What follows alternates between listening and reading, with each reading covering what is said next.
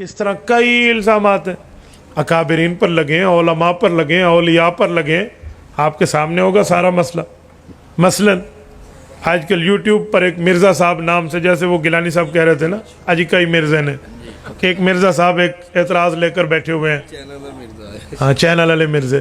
وہ کی کہتے ہیں؟ وہ کہتے ہیں بھائی علماء دیوبند کے حکیم الامت مولانا اشرف علی تھانوی تو اپنے نام کا کلمہ پڑھاتے تھے، اور پھر اس پر وہ واقعات دیتے ہیں اور رسائل دکھاتے ہیں کہ لا الہ الا اللہ اشرف علی رسول اللہ. یہ ان کی کتابوں میں نہ لکھا ہوا ہو، میری سزا جو دینا چاہیں دے دے.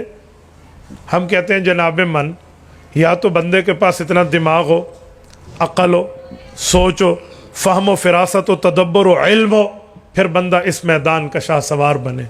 اور اگر ان میں سے کوئی چیز نہیں ہے نا تو پھر اس کو اس میدان میں نہیں آنا چاہیے.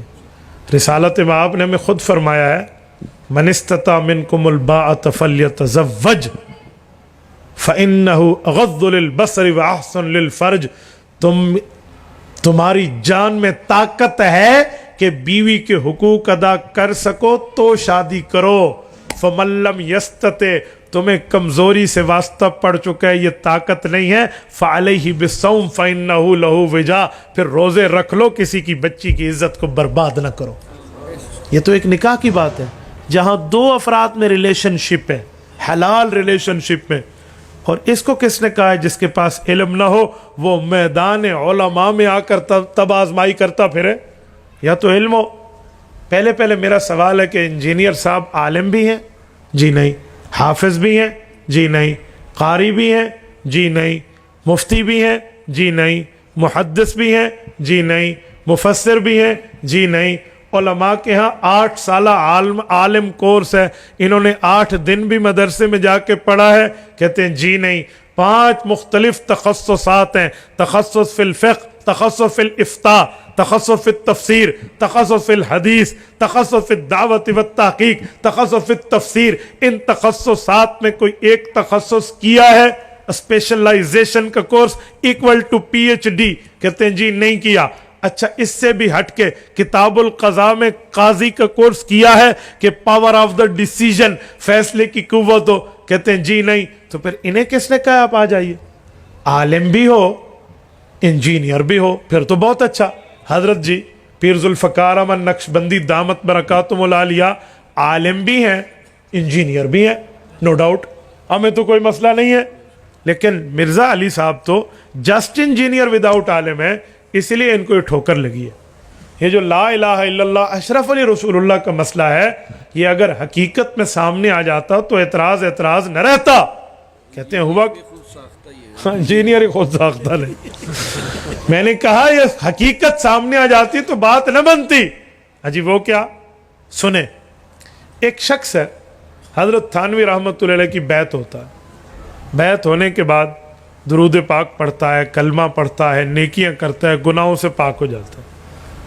اس بندے نے رات کو ایک خواب دیکھا ہے. سنیں خواب دیکھا ہے، اور خواب میں وہ اشرف علی رسول اللہ پڑھ رہا ہے اور حضرت رسول اللہ کے نام پہ اپنے پیر کا نام اشرف علی پڑھ رہا ہے خواب میں.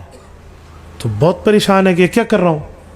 اسی اسنا میں اس کی آنکھ کھلی اور خواب کا اثر جسم پہ اتنا تھا کہ وہی لفظ پڑھ رہا تھا. بعض اوقات ایسا ہوتا ہے آپ خواب میں ڈرے نا اور آپ کی آنکھ کھلے تو بندے پہ گھبراہٹ جسم پہ محسوس ہو رہی ہوتی.